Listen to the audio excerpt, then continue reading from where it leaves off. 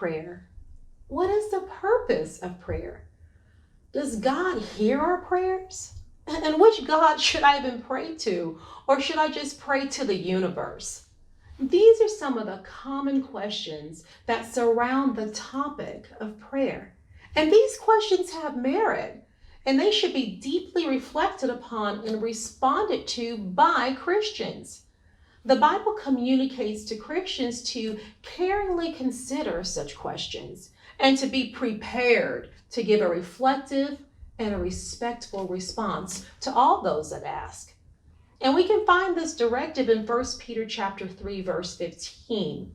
And I like the Amplified translation. It reads, "But in your hearts, set Christ apart as Lord, and always be ready to give a logical defense to anyone who asks you to account for the hope and assurance that's within you.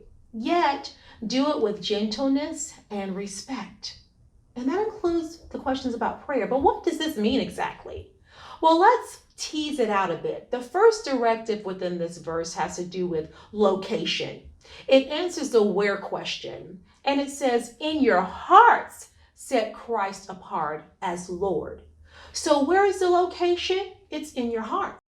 And heart here means that determined place, the seat of your resolve about a thing. It's your soul, the resolution of your mind, will, and emotions.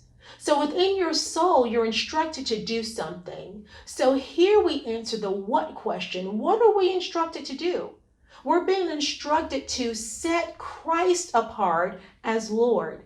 And what does this mean exactly? Well, set Christ apart as Lord simply means above all else, he rules. Above implies position. All means all and else means other. So above all other, he rules.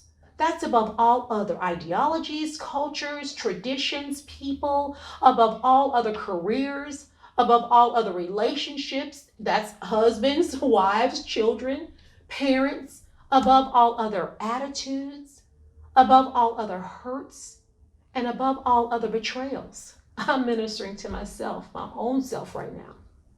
Above it all, he rules. But only if we position him in that high place within our souls to rule. Remember, we must resolve this within our hearts and then follow through by setting him above all. Amen. The first directive is important because it sets the course for the last two directives within this verse. We will not be able to give a logical response about anything to anybody if we don't set Christ high in an esteemed position in our lives.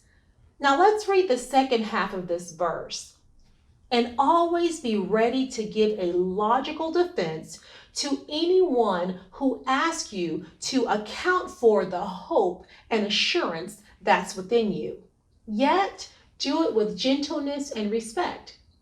So as mentioned earlier, when we're asked questions about our faith, about prayer, which of course is a good question, we should be in a position to respond. And these questions come from non-Christians and Christians alike. We have our fellow Christians that also need clarity and insight on biblical hot topics such as prayer. And allow me to interject this really quickly, since we have established in the first 2 weeks of this course the existence of God and the validity of the Bible. We will reference the Bible as our teaching source moving forward. In essence, it will be our primary source of instruction. It will be our plumb line, if you will. So this week, we'll answer two of the common questions often asked with regards to prayer. One, what is prayer? And two, what is the purpose of prayer? I'll see you in the next lecture.